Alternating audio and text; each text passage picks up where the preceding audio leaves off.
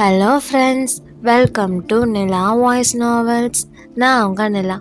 இப்போ நம்ம பார்த்துட்டு இருக்க கதை அவனுக்கு நிகரவள், எபிசோட் 46. வாங்க கதைக்குள்ள போகலாம். ஆஃபீஸில் இருந்து மித்ரா வீட்டிற்கு வர ஹாலில் வேதா மற்றும் வர்ஷினி இருவரும் காஃபி குடித்து கொண்டு அமர்ந்திருந்தார்கள். வேதாவின் அருகில் சென்ற மித்ரா அவளை பார்த்து, தர்ஷு, உனக்கு ஒரு விஷயம் தெரியுமா? இங்கே ஒருத்தர் உண்மையின் சிகரம், நாங்கள் எப்போவுமே உண்மையை மட்டும்தான் பேசிட்டு போன்னு சொன்னாங்கல்ல, அவங்கள நீ எங்கேயாவது பார்த்த என்று கேட்க, ஒரு நொடி வர்ஷினியை பார்த்து விட்டு திரும்பி மித்ராவை பார்த்த வேதாவோ, நானும் கேள்விப்பட்டோம் மித்து, நானும் அவங்கள தான் தேடிட்டு இருக்கேன் என்று சொல்ல, அதில் கடுப்பான வர்ஷினியோ, என்னங்கடி, இப்போவும் நான் என் சேனலில் உண்மையை தான் சொன்னேன் என்று வர்ஷினி சொல்ல, அவளை எப்படி என்பது போல் பார்த்தார்கள் இருவரும். அவர்களை பார்த்த வர்ஷினியோ, அவன் உன்னை பழி வாங்கணும்னு நினச்சப்பவே அவன் டெத்துக்கு அவனே டேட் குறிச்சிட்டான்னு அர்த்தம். எப்போ உன்னை பழி வாங்கறதுக்காக அவன் ஆதி அண்ணனை தேடி போனானோ அப்பவே அவன் செத்துட்டான்னு அர்த்தம். இதில் நான் எங்கே போய் சொன்னேன் என்று சொன்னவள் அங்கிருந்து மெதுவாக நழுவி அவள் அறை நோக்கி சென்று விட்டாள். இரவு உணவு முடிந்த பின் அறைக்கு வந்த மித்ராவை பார்த்த ஆதியோ அவளிடம், அம்மு, எனக்கு ஒரு இம்பார்ட்டன்ட் மீட்டிங் இருக்கு, முடிய எவ்வளோ நேரம் ஆகும்னு தெரியல, எனக்காக வெயிட் பண்ணாத, நீ படுத்து தூங்கு என்று சொல்ல, அவனை பார்த்து சரி என்று தலையசைத்தாள் மித்ரா. அதன் பிறகு ஆதி அவனின் ஸ்டடி ரூமிற்கு சென்று விட்டான். இங்கு அவன் இல்லாமல் அந்த பெட்டில் படுத்த மித்ராவிற்கு தூக்கமே வரவில்லை. புரண்டு புரண்டு படுத்தவள் வெகு நேரம் கழித்தே தூங்கினாள். அடுத்த நாள் பொழுது விடிய கண் விழித்து பார்த்தாள் மித்ரா. அப்பொழுதும் அவள் அருகில் ஆதி இல்லை. ஒரு நொடி அந்த அறை முழுக்க தன் கண்களை சுழல விட்டவளுக்கு அவன் அறையில் இல்லை என்று தெரிந்தது.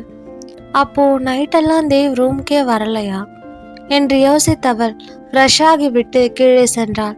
ஹாலில் உள்ள சோஃபாவில் தான் ஆதி ஆஃபீஸுக்கு கிளம்பி ரெடியாகி அமர்ந்திருந்தான். சீதா மற்றும் ராம் இருவரும் வந்திருந்தார்கள். அவர்களை பார்த்த மித்ரா அவர்களின் அருகில் சென்றவள் அவள் தந்தையின் அருகில் அமர்ந்து கொண்டு, எப்போ வந்தீங்கப்பா, எப்படிமா இருக்க என்று கேட்க, அவளை பார்த்து மென்மையாக சிரித்தவர்கள், நாங்கள் நல்லா இருக்கோண்டா என்றார்கள். அப்பொழுது சீதாவை பார்த்த ஜானகியோ, அதான் மித்ரா வந்துட்டால சீதா, என்ன விஷயமா வந்த, எப்பயாவது சொல்லு என்று ஜானகி கேட்க, அவரை பார்த்த சீதாவோ, அது ஒன்றும் இல்லை ஜானகி, பசங்க 3 பேருக்கும் கல்யாணம் ஆகி 2 மாதம் கிட்ட ஆக போகுது, இன்னும் நம்ம தான் தாலி பிரித்து போடவே இல்லையே, அதான் 3 பேருக்கும் ஒரே நாளில் பண்ணிடலாமான்னு கேட்கறதுக்காக வந்தேன் என்று சீதா கேட்க, அது அனைவருக்கும் மகிழ்ச்சியாக இருந்தது. அவரை பார்த்த ஜோதியோ, இதில் கேட்க என்ன இருக்கு சீதா, 3 பசங்களுக்குமே ஒரே நாள்லயே பண்ணிடலாம் என்று சொல்ல, ராம், ரத்னம் மற்றும் கிருஷ்ணவர்மாவை பார்த்தவர், நீங்கள் 2 பேரும் என்னடா சொல்கிறீங்க என்று கேட்க, அதற்கு ரத்னவர்மாவோ, அதான் அவங்க 3 பேரும் முடிவு பண்ணிட்டாங்களே, இதுக்கப்புறம் நாம் நினைக்க என்ன இருக்கு என்று கேட்டார். அதில் அவரை முறைத்து பார்த்தார் ஜானகி.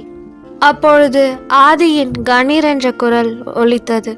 வர்ஷினி, வேதா 2 பேருக்கு மட்டும் இப்போ பண்ணுங்க, யாருக்கு இப்போ வேண்டாம் என்று ஆதி சொல்ல, அனைவரும் அவனை தான் கேள்வியாக பார்த்தார்கள் என்றால் மித்ராவோ அதிர்ச்சியுடன் பார்த்து கொண்டிருந்தாள்.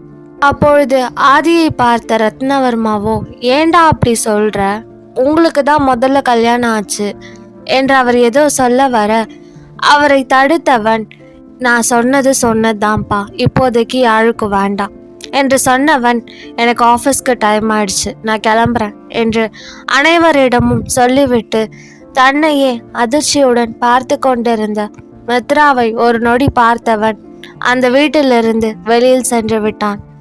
செல்லும் அவனை தான் மித்ரா அதிர்ச்சியுடன் பார்த்து கொண்டிருந்தாள். மித்ரா மட்டுமில்லை, அங்கிருந்த அனைவரும் ஆதியை தான் பார்த்து கொண்டிருந்தார்கள்.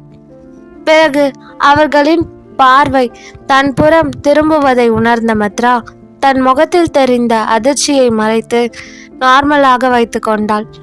அவளை பார்த்த சீதாவோ, என்னாச்சு மித்ரா, உனக்கும் ஆதி தம்பிக்கும் ஏதாவது பிரச்சனையா என்ன என்று கேட்க, அவரை சிரித்த முகத்துடன் பார்த்த மித்ராவோ, எங்களுக்குள்ள என்னமா பிரச்சனை வரப்போகுது, நான் இதை பற்றி நீங்கள் முன்னாடி என்கிட்ட கேட்டப்பவே என்ன சொன்னேன், இப்போதைக்கு இந்த ஃபங்க்ஷன் வேண்டான்னு தானே சொன்னேன், அதையே தான் இப்போ தேவும் சொல்லிட்டு போகிறான், இதில் எங்களுக்குள்ள சண்டையாக இருக்க என்ன இருக்குது என்று மித்ரா கேட்க, அவளை தான் அமைதியாக அனைவரும் பார்த்து கொண்டிருந்தார்கள். அப்பொழுது வர்ஷினி மற்றும் வேதா இருவரும், எங்களுக்கும் இப்போதைக்கு இந்த ஃபங்க்ஷன் வேணாமா, மித்துக்கு எப்போ பண்ணுறோமோ அப்போவே நாங்களும் பண்ணிக்கிறோம் என்று சொல்ல, பெரியவர்கள் எல்லோரும் அவர்களை தான் முறைத்து பார்த்தார்கள். கடுப்பான சீதாவோ, என்னடி நினச்சிட்டு இருக்கீங்க, எல்லாமே உங்களுக்கு விளையாட்டா இருக்கா, எல்லாம் அந்தந்த டைமில் கரெக்டாக பண்ணணும் என்று அவர் கோபமாக சொல்ல, அவரை பார்த்த துருவனோ, வர்ஷினி சொல்றதுல இப்போ என்ன தப்பு இருக்குமா, இவங்களுக்கும் அப்புறமாவே நடக்கட்டுமே என்று அவன் சொல்ல, அவனை முறைத்து பார்த்த ரத்னவர்மாவோ, உங்களுக்கெல்லாம் வேலையே இல்லையாடா, பெரியவங்கன்னு ஒன்று சொன்னால் அதை கேட்கறதே கிடையாதுல்ல என்று கேட்க, அவரை முறைத்து பார்த்த சர்வாவோ, ஏன் இதையே உங்கள் பெரிய பையன்கிட்ட சொல்ல வேண்டியதானே, எங்ககிட்ட மட்டும் கேட்குறீங்க என்று சர்வா கேட்க, அவனை பார்த்தவரோ, அவன்கிட்ட சொல்லலாம் தான், நான் என்ன சொல்ல மாட்டேன், நான் சொல்கிறேன், ஆனால் சொன்னால் அவன் கேட்கணும்ல என்று பாவமாக கேட்டார். வர்ஷினி மற்றும் வேதாவை பார்த்த ஜானகியோ, இங்கே பாருங்கம்மா, அவங்க தான் அப்புறம் பண்ணுறேன்னு சொல்கிறாங்கல்ல, நீங்களும் ஏன் அடம் பிடிக்கிறீங்க என்று கேட்க, அப்பொழுது வர்ஷினி மற்றும் வேதாவை பார்த்த மித்ராவோ, அவர்களின் அருகில் சென்றவள், இப்போ எதுக்கு நீங்கள் வேணான்னு சொல்கிறீங்க, நான் ஒன்றும் பண்ணிக்க மாட்டேன்னு சொல்லலையே, அப்புறமா பண்ணிக்கிறேன்னு தானே சொன்னேன், தேவும் அதை தானே சொல்லிட்டு போகிறான், உங்களுக்கே தெரியும் எனக்கு இந்த மாதிரி விஷயத்துலலாம் அவ்வளோவா இன்ட்ரெஸ்ட் இல்லைன்னு, அப்புறம் ஏன் இந்த மாதிரி அடம் பிடிச்சிட்ருக்கீங்க, எனக்கும் உங்கள் கல்யாணத்தை பார்க்கணுன்னு ஆசையாக இருக்குது என்று வர்ஷினி மற்றும் வேதாவை பார்த்து மித்ரா சொல்ல, அவள் சொன்ன பின் மறுப்பார்களா என்ன இருவரும் சரி என்று தலையசைத்தார்கள். அதன் பின் அவரவர் வேலையை பார்க்க கிளம்பி விட்டார்கள். இங்கு காரில் தன் ஆஃபீஸ் நோக்கி சென்று கொண்டிருந்த மித்ராவின் நினைவு முழுவதும் அவள் தேவே நிறைந்திருந்தான். ஏன் தேவ் இப்படி சொன்னான் என்று மீண்டும் மீண்டும் அவள் யோசித்து கொண்டே இருந்தாள். அவளுக்கு ஒருவேளை தான் அன்று இந்த ஃபங்க்ஷனை வேண்டாம் என்று சொன்னதற்காக இப்பொழுது ரிவெஞ்ச் எடுக்கிறானா என்று கூட தோன்றியது மித்ராவிற்கு. பிறகு அதெல்லாம் இருக்காது என்று நினைத்தவள், என்னவா இருந்தா என்ன, ஐட்டு அவன்கிட்டயே கேட்டுக்கலாம் என்று முடிவெடுத்தவள் அவள் வேலையை பார்க்க சென்றாள். இங்கு ஒரு வீட்டில் கோவத்தில் கத்தி கொண்டிருந்தாள் மீனாட்சி. எப்படிம்மா, எப்படி, நீ என்கிட்ட என்ன சொன்ன, எனக்கு தானே விஸ்வா மாமான்னு சொன்ன, இப்போ அவர் ஏதோ ஒரு பொண்ணு லவ் பண்ணுறாருன்னு அந்த பொண்ணை மீட் பண்ண இவங்க எல்லாரும் கிளம்பிட்டு இருக்காங்க, என்ன நினச்சிட்டு இருக்காங்க எல்லாரும் என்று கோபமாக கத்திய மீனாட்சியோ அவள் அன்னையை பார்த்து, இங்கே பார், நீ என்ன பண்ணுவியோ ஏது பண்ணுவியோ எனக்கு தெரியாது, எனக்கு விஸ்வா மாமா வேணும், அவர் மட்டும் எனக்கு கிடைக்கல நான் என்ன பண்ணுவேன்னு எனக்கே தெரியாது என்று அவள் கோபமாக கத்தி கொண்டிருக்க, விஸ்வா உனக்கு தான், அவன் உன் கழுத்துல தான் தாலி கட்டுவான் என்று சொல்லிக்கொண்டே உள்ளே நுழைந்தார் அவளின் பாட்டி விமலா. வேகமாக அவரை சென்று அணைத்து கொண்ட மீனாட்சியோ அழுது கொண்டே, பாட்டி பாட்டி, விஸ்வா மாமா எனக்கு தான் வேணும் என்று சொல்ல, அவளின் தலையை கோதி கொடுத்தவரோ, நீ ஏன் மீனா குட்டி அழற, நான் இருக்கேன்ல, என் பேரை உனக்கு தான் என்று அவர் சொல்ல, அவரை பார்த்த சுதாவோ, ஆனால் எப்படிம்மா சொல்கிறீங்க, அவன் தான் ஏதோ ஒரு பொண்ணை லவ் பண்ணுறானாமே, அண்ணன் கூட அந்த பொண்ணை கல்யாணம் பண்ணிக்க ஓகே சொல்லிட்டாரு, இதில் நீ எப்படி இந்த கல்யாணத்தை நிறுத்துவ என்று மீனாட்சியின் அம்மா கேட்க, அவரை பார்த்த விமலா பாட்டியோ, நீ எதுக்கு சுதா அதை பற்றியெல்லாம் யோசிச்சு கவலைப்படுற, நான் இருக்கேன்ல, ஏற்கனவே உன் அண்ணன் மூர்த்தி ஒன்றும் இல்லாத ஒருத்திய அவன் பையனுக்கு பொண்டாட்டியாக கூட்டிகிட்டு வந்தது பத்தாதுன்னு இப்போ ரெண்டாவது பையனுக்கும் அதே மாதிரி இன்னொருத்தையை கழட்டி வைக்க பார்க்குறான், அது எப்போதும் நடக்காது, என் பேத்தி மீனாட்சி தான் என் பேரன் விஸ்வாக்கு ஏத்தவ, விஸ்வா உன் கழுத்தில் தான் தாலி கட்டுவான் என்று மீனாட்சியை பார்த்து சொன்னவர் அந்த அறையிலிருந்து வெளியில் சென்று விட்டார். ஆனால் இப்படி உறுதியுடன் செல்லும் அவருக்கு தெரியவில்லை அவர் சொன்னது ஒரு காலமும் நடக்காது என்று. இங்கு அனைவரும் தயாராகி இருக்க அப்பொழுது மாதவியின் அருகில் சென்ற விஸ்வாவின் அண்ணி மயூரியோ, அத்தை, எனக்கு என்னமோ அந்த மீனாட்சி இதில் ஏதோ பிரச்சனை பண்ணுவான்னு தோணுது, அவ தான் விஸ்வா மேலே பைத்தியமாக இருக்காளே என்று சொல்ல, அவளை அமைதியாக பார்த்த மாதவியோ, எனக்கு என் புள்ள ஆசைப்பட்டபடி சந்தோஷமாக இருக்கணும், அதுக்கு குறுக்க யார் வந்தாலும் நான் சும்மா இருக்க மாட்டேன் என்று சொன்னார். குறுக்க உங்கள் மாமியாரும் நாத்தனாரும் தான் வருவாங்க, வேற யாரும் வரமாட்டாங்க என்று மயூரி சொல்ல, யாரா இருந்தாலும் பரவாயில்ல போடி என்று சொன்னார் மாதவி. அவரை பார்த்து சிரித்தாள் மயூரி. அப்பொழுது அவர்களின் அருகில் வந்த மூர்த்தி மற்றும் விஸ்வாவின் அண்ணன் ரோஹித் இருவரும் இவர்களை தான் குறுகுறுவென்று பார்த்து கொண்டிருந்தார்கள். அப்பொழுது மயூரி மற்றும் மாதவியை பார்த்த ரோஹித், என்ன மருமகளும் மாமியாரும் ஏதோ ரகசியம் பேசுறீங்க போல என்று கேட்க, அவனை பார்த்த மயூரியோ, வேற என்ன, விஸ்வா கல்யாணத்தை தடுக்க உங்க அத்தை பொண்ணு மயூரி என்னென்னலாம் பிளான் பண்ண போறான்னு பத்தி தான் பேசிட்டு இருக்கோம் என்று சொல்ல, அவர்கள் இருவரையும் பார்த்த மூர்த்தியோ, அவ என்ன பிளான் பண்ண போறா என்று கேட்டார். அவரை முறைத்து பார்த்தார் மாதவி. அவ எதுவும் பண்ண மாட்டாதான், ஆனா நிச்சயம் உங்க அம்மாவும் தங்கச்சியும் ஏதாவது பண்ணுவாங்க. என் பையன் வாழ்க்கையை கெடுக்கிற மாதிரி ஏதாவது பண்ணாங்க, அப்புறம் நான் அமைதியா இருக்க மாட்டேன் சொல்லிட்டேன் என்று மாதவி சொல்ல, அவர்கள் ஏதாவது செய்வார்கள் என்று மூர்த்திக்கும் தெரியுமே, ஆகையால் அமைதியாக நின்றார். அப்பொழுது அவரை பார்த்த மாதவியோ, இதோ உங்க அம்மா தங்கச்செல்லாம் வந்துட்டாங்கல்ல என்று சொல்ல, அனைவரும் அவர்களின் புறம் திரும்பினார்கள். அவர்கள் வந்தவுடன், என்னாச்சுடா மூர்த்தி, கிளம்பலாமா என்று கேட்டார் விமலா. தோ இருமா, விஸ்வா வந்துடட்டும் என்று அவர் சொல்லும் பொழுதே மாடியிலிருந்து இறங்கி வந்தான் விஸ்வா. வந்தவன் அனைவரையும் ஒரு முறை பார்த்துவிட்டு கிளம்பலாமா என்று கேட்க, சரி என்று தலையசைத்தார்கள் அனைவரும். பிறகு இரு கார்களில் அவர்கள் அனைவரையும் அழைத்து கொண்டு அம்ருவை பார்ப்பதற்காக ஒரு 7 ஸ்டார் ஹோட்டலை நோக்கி சென்றான் விஸ்வா. சென்னையில் உள்ள ஒரு மாபெரும் 7 ஸ்டார் ஹோட்டலிற்கு தான் தன் குடும்பத்தினர் அனைவரையும் அம்ருவை பார்ப்பதற்காக அழைத்து வந்திருந்தான் விஸ்வா. வெளியிலிருந்தே அந்த ஹோட்டலின் பிரம்மாண்டத்தை பார்த்து வியந்த விஸ்வாவின் அத்தை சுதாவோ, அவர் அருகில் நின்றிருந்த அவர் அம்மா விமலாவின் காதில், பாத்தியாமா, இவன் லவ் பண்ணுற பொண்ணு பெரிய அவளை பார்க்கறதுக்கு எவ்வளோ பெரிய ஹோட்டலுக்கு கூட்டிகிட்டு வந்திருக்கான் பார் என்று சொல்ல, எல்லாத்தையும் பார்த்துட்டு தாண்டி இருக்கேன், விடு, எவ்வளோ தூரம் போகிறாங்கன்னு பார்க்கலாம் என்று இவர்கள் இங்கு இப்படி பேசிக்கொண்டிருக்க, இவர்கள் அனைவரையும் அழைத்து கொண்டு தான் புக் செய்திருந்த டேபிளில் அமர வைத்தான் விஸ்வா. அவர்கள் எல்லோரும் அமர்ந்தவுடன் ஒரு கால் பேசிவிட்டு வருவதாக அவன் தாய் தந்தையிடம் சொன்னவன் அவர்களை விட்டு தள்ளி சென்றான். அவன் சென்ற பிறகு விமலா மற்றும் மாதவியை பார்த்த மீனாட்சியோ, ஏன் அத்தை, உங்க பொண்ணு லவ் பண்ற பொண்ணு என்னை விட அழகா இருக்குமா என்ன, நீங்களே சொல்லுங்க பாட்டி என்று கேட்க, அவளை தலை முதல் கால் வரை ஒரு முறை பார்த்த மாதவியோ, மீனாட்சியும் பார்ப்பதற்கு அழகாக தான் இருப்பாள், அவளை அழகில்லை என்றெல்லாம் சொல்லிவிட முடியாது, ஆனால் என்ன, அவளின் நடவடிக்கைகளும் அவள் உடுத்தும் ஆடைகளும் மாதவிக்கு கொஞ்சம் கூட பிடிக்காது.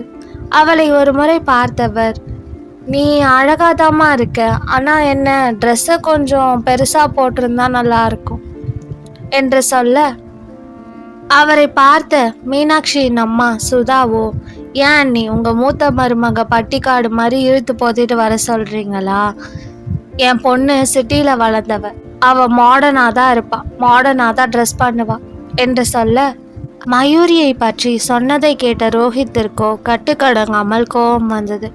அவன் கோபமாக சுதாவை திட்ட போக அவன் கைகளை பற்றி தடுத்தாள் மயூரி. விடுங்க, அவ ஏதோ சொல்லிட்டு போறா, நாம இங்க விஸ்வாக்காக வந்திருக்கோம், எந்த பிரச்சனையும் வேண்டாம் எனக்கு வேற ஏற்கனவே பயமா இருக்கு. விஸ்வா லவ் பண்ற பொண்ணு இவங்கெல்லாம் என்ன சொல்ல போறாங்களோன்னு. இதுல நீங்களும் பிரச்சனை பண்ண வேண்டாம், அப்புறம் விஸ்வா கஷ்டப்படுவான் என்று சொல்ல அமைதியாக அமர்ந்து கொண்டான் ரோஹித். சிறிது நேரம் கழித்து அம்ருவுடன் வந்தான் விஸ்வா. விஸ்வாவுடன் வரும் அம்ருவை பார்த்த அவனின் குடும்பத்தினர் அனைவரும் வாயை பிளந்து பார்த்து கொண்டிருந்தார்கள். அவள் சாதாரண சுடிதாரில் தான் வந்திருந்தாள். ஆனால் எந்தவித ஒப்பனையுமின்றி தேவதை போல ஜொலித்தாள். அவளை பார்த்த மாதவியோ மனதிற்குள்ளே எவ்வளோ அழகா லட்சணமா இருக்கா என்று நினைத்தவர் திரும்பி மீனாட்சியை பார்த்தார். மீனாட்சியோ பொறாமையுடன் அம்ருவை பார்த்து கொண்டிருந்தாள். அப்பொழுது இவர்களில் இருந்த டேபிளின் அருகில் வந்த விஸ்வாவோ, மா, அப்பா, இவதான் அம்ரு என்று சொல்ல அவர்களை பார்த்து தன் கை கூப்பி வணக்கம் என்று சொன்னாள் அம்ரு. பிறகு அவனின் குடும்பத்தில் உள்ள அனைவரையும் அறிமுகம் செய்து வைக்க மீனாட்சியை அவன் அறிமுகப்படுத்தும் பொழுது அம்ருவின் முகம் மாறியது. அதை விஸ்வாவும் கவனிக்கத்தான் செய்தார். ஏனென்றால் அம்ரு வந்தவுடன் மீனாட்சியின் பார்வை விஸ்வாவின் மேல் இருப்பதை கவனித்து விட்டாள். இப்பொழுது அவள்தான் அவனின் அத்தை பெண் என்று தெரிந்தவுடன் அம்ருவின் முகம் மாறியது. அப்பொழுது அம்ருவை பார்த்த மாதவியோ, உட்காருமா என்று சொல்ல அமைதியாக விஸ்வாவின் அருகில் அமர்ந்து கொண்டாள். அம்ருவின் ஒரு புறம் விஸ்வா அமர்ந்திருக்க மற்றொரு புறம் மாதவி அமர்ந்திருந்தார். அவரின் தலையை மென்மையாக கொட்டி கொடுத்த மாதவியோ, வீட்டுக்கு வந்ததாண்டா முதல்ல பொண்ணு கேட்கலான்னு நினச்சோம். விஸ்வாதான் சொன்னா முதல்ல உன்கிட்ட நேரில் பேசிட்டு அப்புறமா வீட்டுக்கு போகலாம், திடீர்னு போனால் அவள் பயந்துடுவான்னு சொன்னான், அதனால தான் என்று அவர் சொல்ல, அதெல்லாம் பரவாயில்ல ஆண்டி, ஏற்கனவே விஸ்வா இதை பற்றி என்கிட்ட சொல்லிட்டாரு என்று சொன்னாள் அம்ரு. அதில் அவளை பார்த்து சிரித்தவர், உனக்கு என்ன பிடிக்குதோ அதை ஆர்டர் பண்ணிக்கோடா, சாப்பிட்டுட்டு பொறுமையாக பேசிக்கலாம் என்று சொல்ல சரி என்று தலையசைத்தாள் அம்ரு. அப்பொழுது அவளை பார்த்த சுதாவோ, ஆமாம்மா, நல்லா ஆர்டர் பண்ணிக்கோ, எவ்வளோ வேணுமோ அவ்வளோ ஆர்டர் பண்ணிக்கோ, பில்லை பற்றியெல்லாம் கவலைப்படாத, நீ இப்போதான் இந்த மாதிரி ஹோட்டலுக்கெல்லாம் ஃபஸ்ட் டைம் வந்திருப்ப, இதுக்கப்புறம் எப்போ வருவியோன்னு தெரியாது, அதனால எவ்வளோ வேணுமோ அவ்வளோ ஆர்டர் பண்ணி சாப்பிட்டுக்கோமா என்று நக்கலாக சொல்ல அவரை தொடர்ந்த மீனாட்சியோ, ஆமாம்மா, நீ சொல்கிறதோ கரெக்டு தான், இவளை மாதிரி லோ கிளாஸ் ஆளெல்லாம் இந்த மாதிரி ஹோட்டலுக்கு உள்ளே கூட விட மாட்டாங்க, ஏதோ விஸ்வா மாமாவால் இப்போ உள்ளே வந்து உட்கார்ந்துருக்கா என்று சொல்ல அது அம்ருவிற்கு ஒரு மாதிரி ஆகியது. ஆனால் அது அவர்கள் சொன்னதற்காக அல்ல. அவள் இந்த ஹோட்டலுக்கு பல முறை வந்திருக்கிறாள். ஏன், இந்த ஹோட்டலே அவள் அண்ணன் ஆதியுடையது தான்.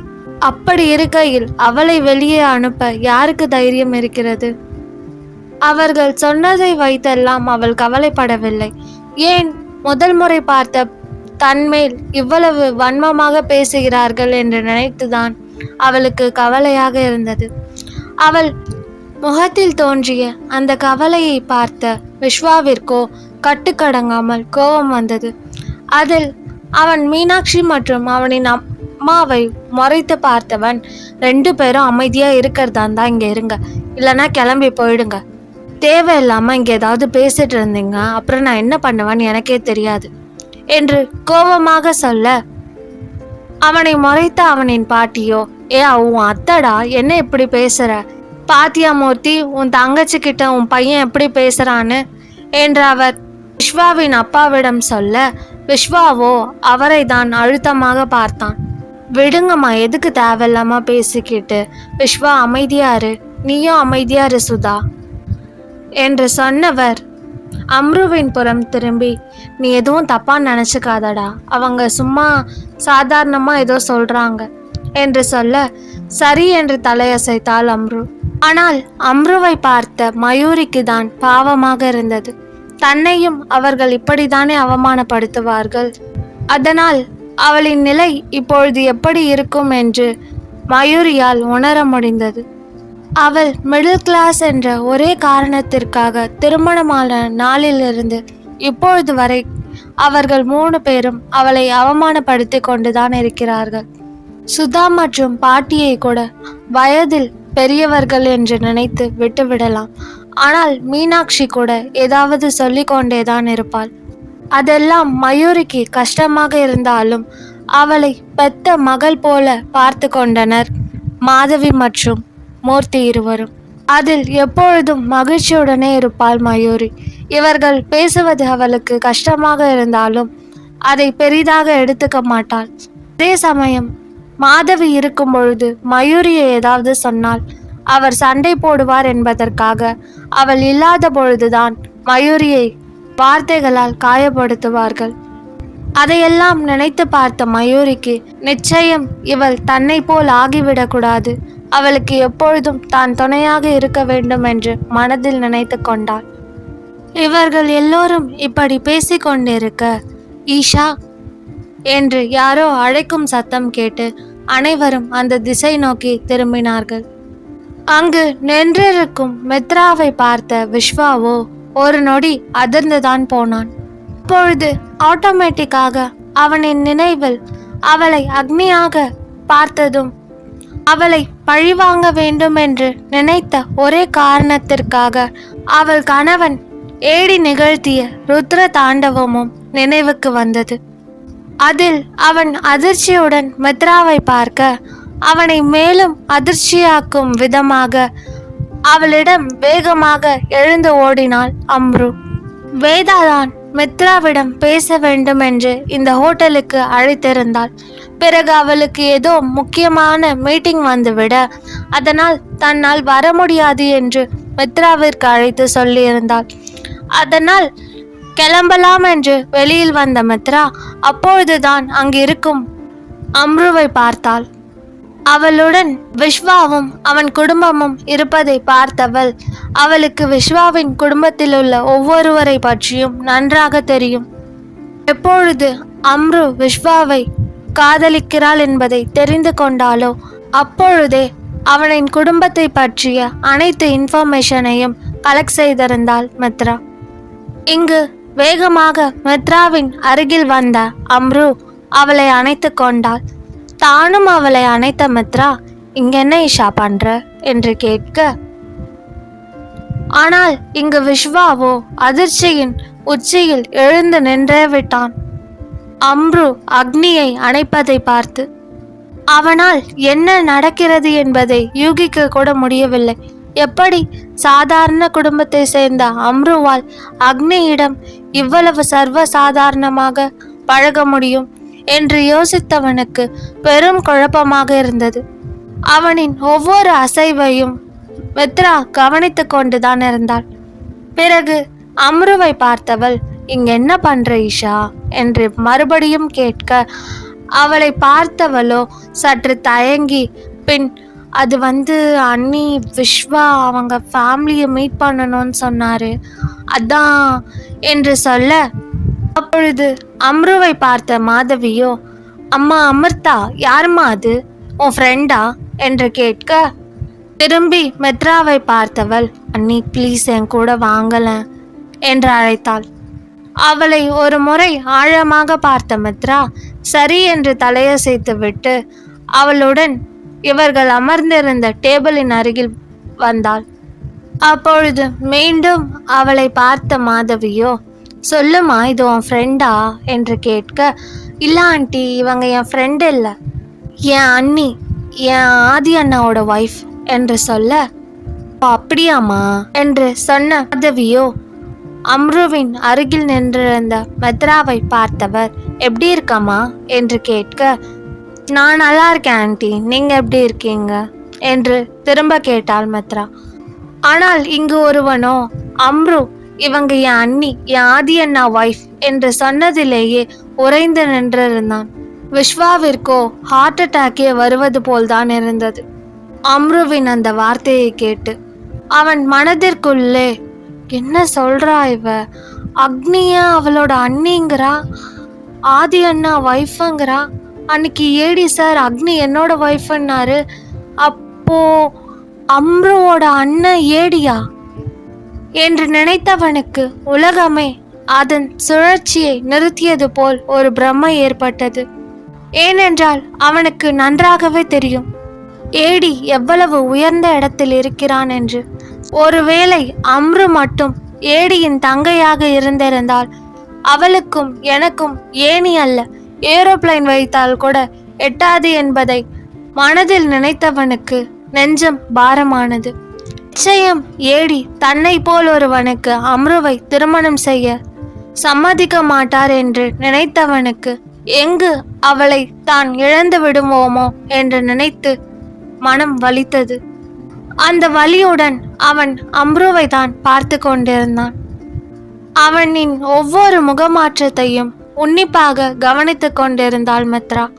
கடைசியாக அவன் வலி நிறைந்த கண்களுடன் அம்ருவை பார்ப்பதை பார்த்தவனுக்கு நிச்சயம் அவன் மனதில் என்ன நினைக்கிறான் என்று புரிந்தது. அதை நினைத்தவளுக்கு அவனின் இந்த பயமும் வலியும் தேவையில்லாதது என்று தோன்றியது. இங்கு மித்ராவை பார்த்த அம்ருவோ, அண்ணி இவங்க தான் விஸ்வாவோட அப்பா அம்மா என்று சொன்னவர் மாதவி மற்றும் மூர்த்தியை கை காட்டினாள். அவளை பார்த்து சிரித்தார்கள் இருவரும். தானும் சிரித்தாள் மித்ரா.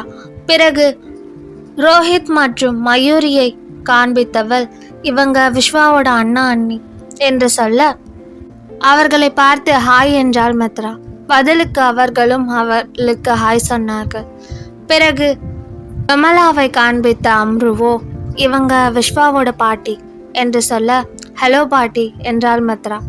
அவளை பார்த்தவரோ, என்னம்மா கொஞ்சம் கூட உனக்கு மரியாதையே தெரியல, பெரியவங்க கிட்ட இப்படித்தான் பேசுவாங்களா என்று கேட்க அவரை ஏற இறங்க பார்த்த மித்ராவோ, அச்சோ சாரி பாட்டி, நீங்க பார்க்க அழகா மாடர்னா இருந்தீங்களா, சரி நீங்க மாடர்னான ஆள் போலன்னு சொல்லிட்டு நான் ஹாய் சொன்னேன், ஆனா நீங்க இன்னும் அந்த காலத்து ஆள் தான் போல, சரி உங்களுக்கு வணக்கம் சொல்லணும் அவ்வளவுதானே என்று சொன்னவள் தன் கைகளை கூப்பி வணக்கம் என்றாள்.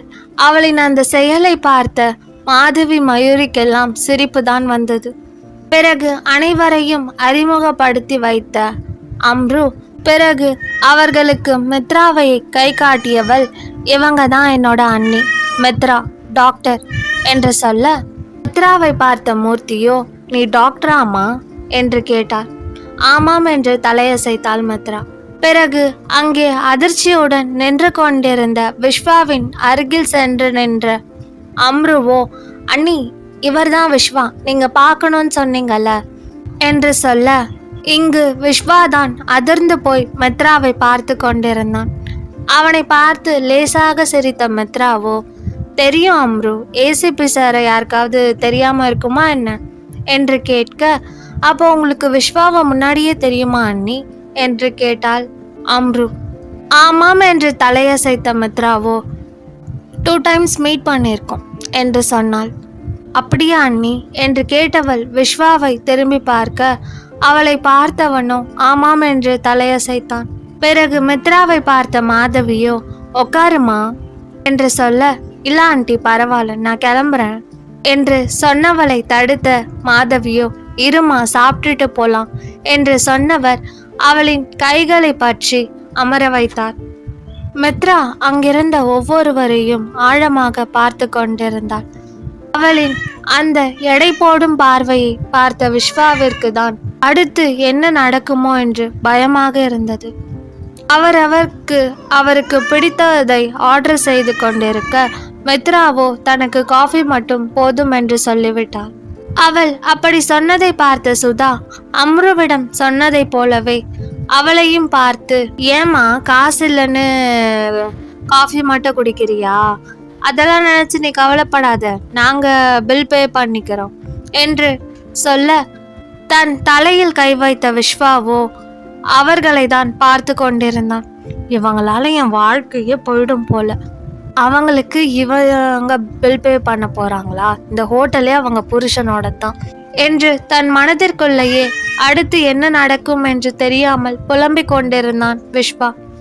இங்கு சுதாவை நக்கலாக பார்த்த மித்ராவோ, ஹோட்டலுக்கு வந்துட்டோங்கிறதுக்காக கண்டதெல்லாம் ஆர்டர் பண்ணி சாப்பிட்றது எனக்கு பழக்கம் இல்லை, எனக்கு என்ன சாப்பிடணும்னு தோணுதோ அதை மட்டும்தான் சாப்பிடுவேன், மற்றபடி காசை பற்றியெல்லாம் நான் யோசிக்கல, ஒருவேளை உங்களுக்கு ஏதாவது வாங்கி சாப்பிடணும்னு தோணுனா கூட சாப்பிடுங்க, உங்க பில்லையும் சேர்த்து நானே பே பண்றேன் என்று மித்ரா சொல்ல, அவளை ஏளனமாக பார்த்த மீனாட்சியோ, இவ்வளோ பெரிய ஹோட்டலுக்கு பில்லு நீங்க பே பண்ண போறீங்களா என்று சொல்லி அவள் சிரிக்க, இப்போ என்ன உங்களுக்கு இந்த பில்லை நான் பே பண்ணணும் அவ்வளோதானே, நீங்கள் சாப்பிட்றது மட்டும் இல்லை, இங்கே இருக்க எல்லாரும் சாப்பிட்றதுக்கான பில்லையும் நானே பே பண்ணுறேன் என்று சொன்னாள் மித்ரா.